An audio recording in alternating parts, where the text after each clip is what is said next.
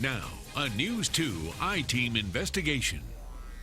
A News 2 I-Team follow-up tonight. A Charleston area home builder is in jail, charged with 6 counts of forgery and 4 counts of breach of trust. This comes after 2 months after News 2's investigator Libba Holland first shed light on the business and the people who lost thousands of dollars. Libba joins us now to explain how he landed in jail.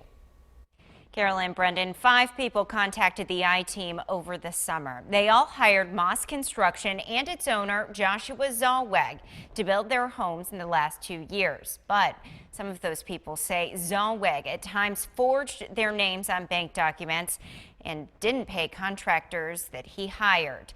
Mount Pleasant police began an investigation, and today Zalweg turned himself in.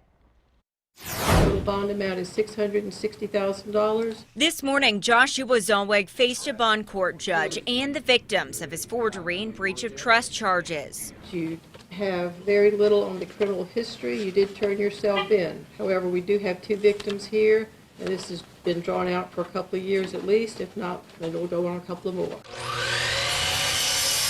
Back in September, you met Richard Burke. This is it. He hired Zalweg 2 years ago.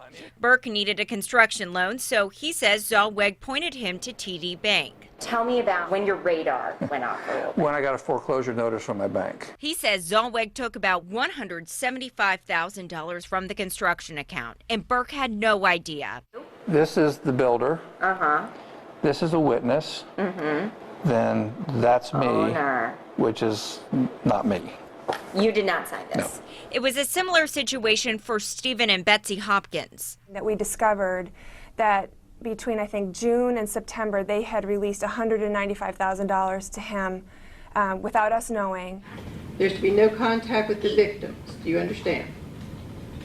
Yes. Zalweg is now charged with 6 counts of forgery and 4 counts of breach of trust. He faces a $660,000 surety bond and cannot leave the country nor the state without permission. So I don't have any sympathy for him.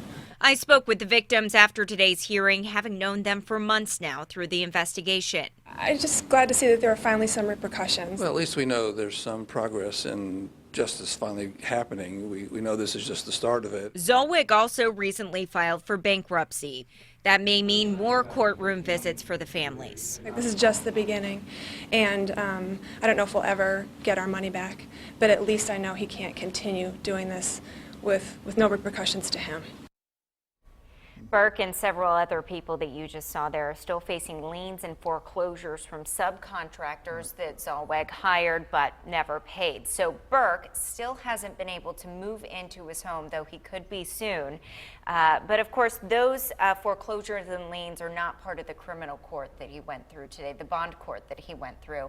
Those, of course, are civil cases and will be fought out in a civil court. Still a long ways to go. Will some of this play a role in the bankruptcy court? Yeah, absolutely. Government authorities, the next step in this will be investigating all of Zalweg's assets, and that can take some time. So this process can be strung over months, even years sometimes. Yeah, it's just devastating to these families. Glad that you were able to help them and bring some of these people together who didn't realize it was the same thing was happening to them and other families in the community. Exactly. Yeah. Exactly. All right. So we'll continue to cover it as we can. All right, Libba, thank you.